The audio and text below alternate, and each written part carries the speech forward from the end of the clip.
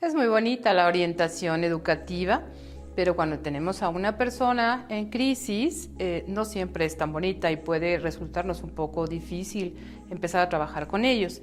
Te voy a tratar este tema esperando. Todo el objetivo es que tú puedas abordarlo con mayor facilidad y sepas cómo ir manejando una situación problemática. Vamos a empezar por definirla. Una situación problemática, para empezar, es un espacio de interrogantes, es como una laguna, es cuando la persona está desestructurada y su situación la ve mucho mayor, muy grande, y la persona no puede por sí misma tomar decisiones por esta inseguridad o por este desequilibrio en el que se encuentra. Una situación problemática es estar en un estado de desequilibrio. ¿Qué pasa entonces? Está en una crisis. Y una crisis hay que resolverla. Es una situación problemática y nuestro trabajo, y por qué no el de la misma persona, es ajustar nuevamente, volver a este estado de equilibrio. Luego no les es fácil volver a este estado de equilibrio y es donde entra nuestra función tutorial.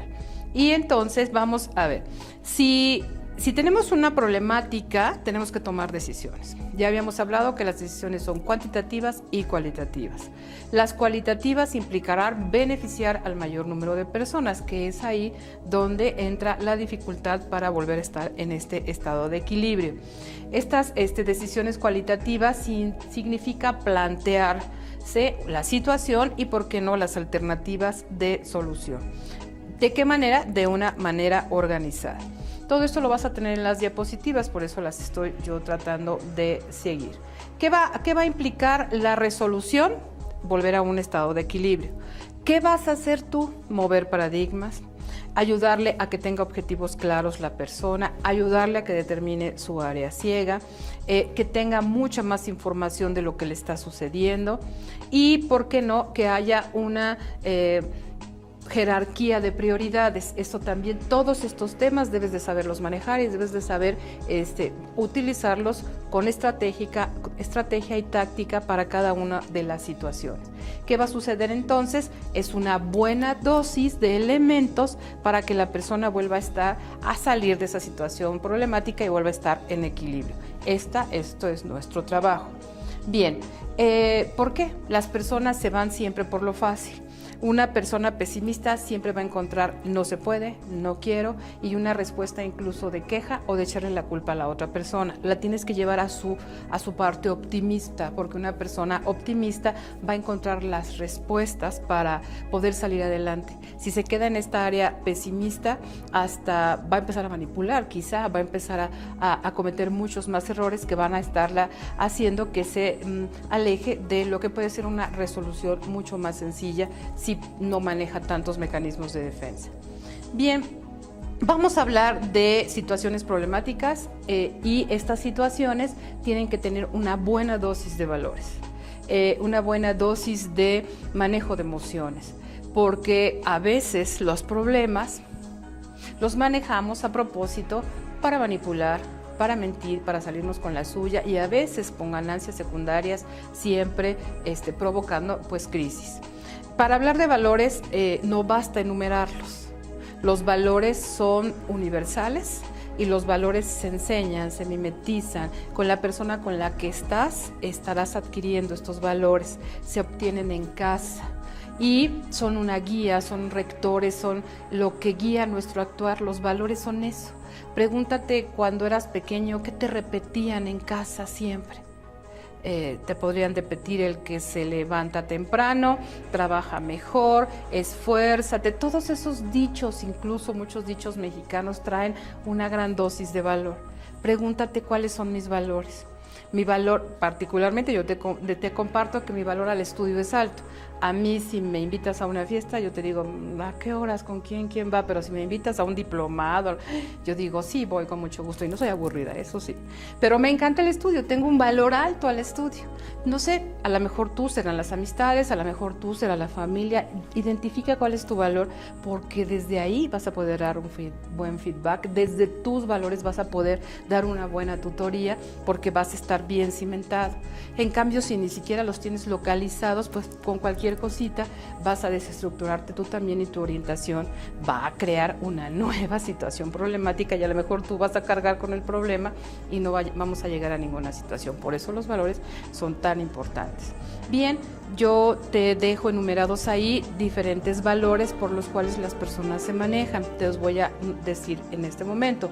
Uno, por supuesto, son los vitales. Esto los menciona incluso Maslow, que cuando nosotros manejamos esta pirámide, la base de la pirámide, que son las de alimentos, lo de seguridad, incluso de techo, podemos ir trabajando las demás motivaciones. Con respecto a los valores, tenemos valores hedónicos también, que estos tienen que ver mucho con el placer. Hoy en día los jóvenes tienen un alto gusto por este tipo de valores, todo lo que sea rápido, todo lo que sea sencillo, todo lo que sea fácil.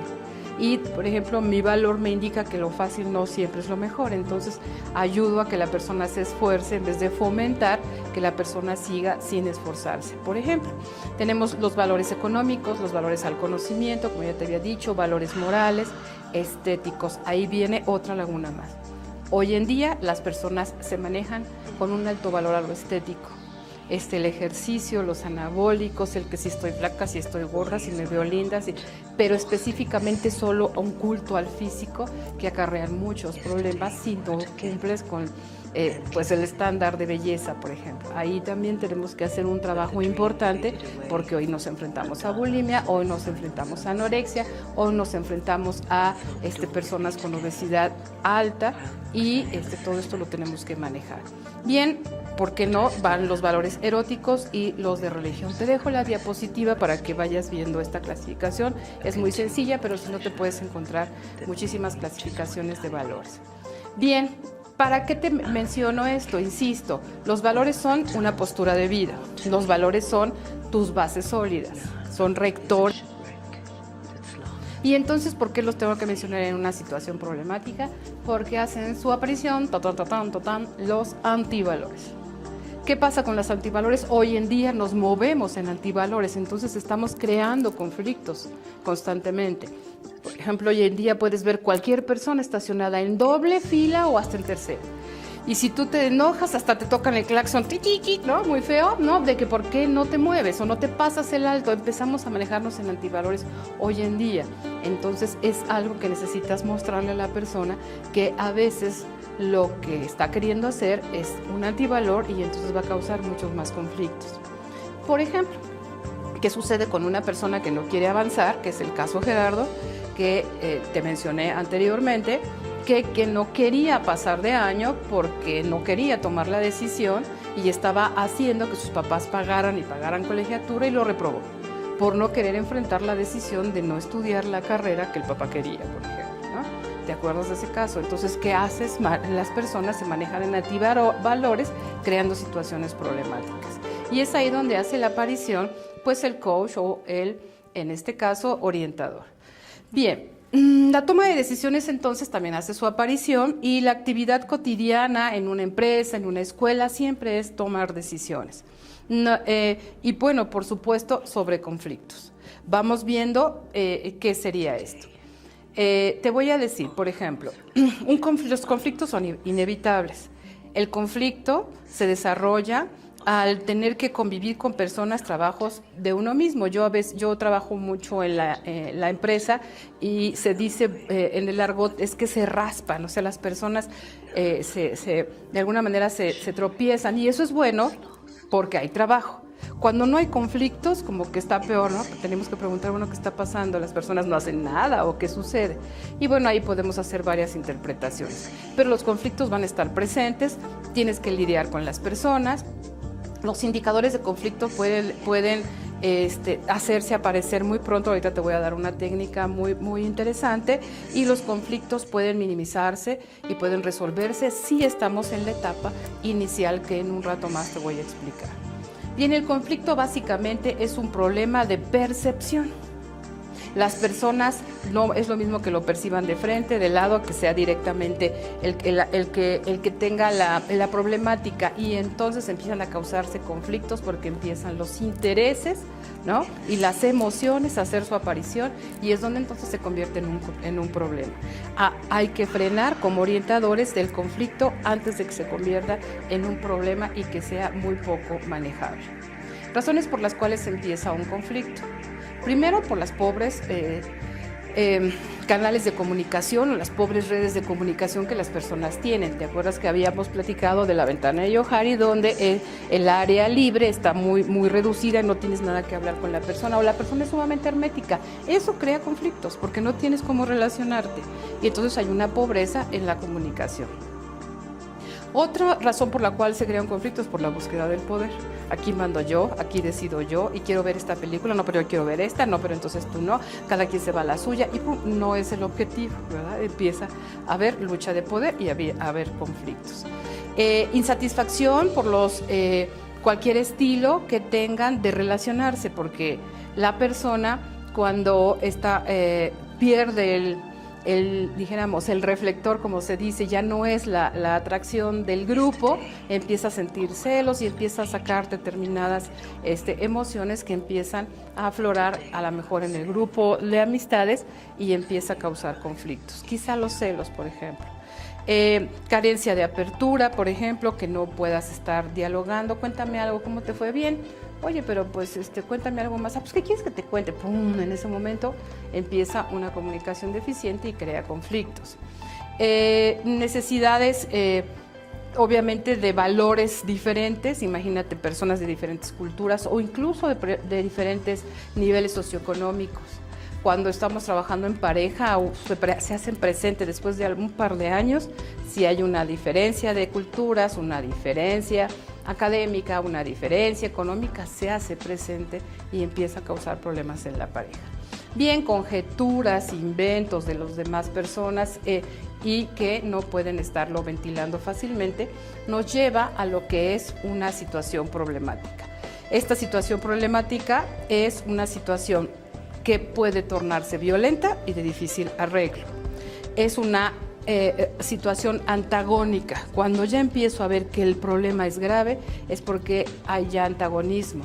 Entonces necesitamos irle marcando a la persona que su conflicto está en evolución y en este momento va a poder tomar decisiones si obviamente genuinamente quiere frenarlo. ¿Qué pasa cómo podemos detectar que este conflicto, esta situación problemática se va a convertir en algo grave? Porque es una sucesión de episodios tensionantes y de violencia. Entonces las personas después ya no se frenan y llega a haber una guerra, ¿no? Tal vez por algo tan sencillo que no se frenó, llega a haber situaciones de divorcio. Yo hubiese querido hacer como una investigación documentada de cuántas personas se han divorciado y al final decirle, ¿y querías divorciarte? Híjole, en mi experiencia profesional me han dicho la mayoría que no querían, pero terminaron dividiéndose las cucharas y las sábanas, y entonces el niño el sábado y yo el domingo, pero era campal. ¿Por qué? Porque el conflicto no se frenó, esa situación problemática se convirtió en algo que hasta se salió de las manos, ¿no? Y lo podemos frenar nosotros un poco más. ¿Cómo? Fíjate bien, ¿cómo es la evolución del conflicto? Bien, primero empiezan las divergencias, es decir, empiezan los desacuerdos. En ese momento los desacuerdos vienen porque hay diferencia o divergencia de valores. Empieza un conflicto latente. Cuando ahí no se frena, ya sea por amor, ya sea por una buena explicación, un buen feedback, una buena detección de área ciega, va a evolucionar. Y esa evolución empieza con choques, vienen los ataques, y ahí entonces ya se involucran las emociones. Ahí está el conflicto evolucionando. ¿Qué pasa ahí? Ya es un conflicto experienciado. Ya empiezo a tener, ya me siento mal contigo, y entonces ya ahorita que venga le voy a insultar, y ahorita que venga le voy a decir sus cosas, pero ya está la persona muy predispuesta emocionalmente. Ahí ya no la podemos casi frenar, a menos que quiera, a menos que nosotros podamos llevarlo a detente. se llama educar emociones, que eso lo vamos a hablar más adelante. Pero si de ahí sucede que evoluciona el conflicto, entonces, ¿qué crees? Ya viene la violencia, entonces ya hay oposición de intereses y entonces se le denomina conflicto manifiesto. Nosotros podemos ir en los discursos de las personas, en sus comportamientos de los alumnos en aula, ya sea pequeños, medianos o grandes, podemos ver cómo están relacionándose y quizá en esta evolución del conflicto podamos frenar y dar esa orientación, ya sea de prevención o, por qué no, de abordaje directamente en lo que está sucediendo. Espero que la información te esté sirviendo para ti personalmente y también esté sirviendo para tus abordajes y tus orientaciones en la parte educativa. Por último, te quiero decir que el humano tiene 3 necesidades por las cuales tú trabajas también. Necesita y muere por 3 de estas cosas. Las personas necesitan saberse valoradas y si no se saben valoradas o no se asumen valoradas, empieza un problema en ellos. La segunda cosa que se necesita es que sean protegidos, se asuman protegidos. Por eso a las mujeres nos gusta mucho el llamado príncipe azul, porque suponemos que nos va a proteger y de ahí viene toda esta situación, pero lo mismo para los varones. Entonces, primero, tenemos 3 necesidades básicas. La persona necesita asumirse valorada, asumirse protegida, ¿y cuál crees que es la tercera? Amada. Si tú enseñas a la persona y te enseñas a ti mismo a que en sus relaciones interpersonales pueda dar y recibir, que sea valorado, dar y recibir, que se asuma protegido y, por supuesto, amado en todas las perspectivas, vamos a tener muchos menos conflictos y la persona va a tener una relación más satisfactoria. Espero te haya servido el abordaje y, sobre todo, que lo utilices y lo capitalices en tu ejercicio profesional.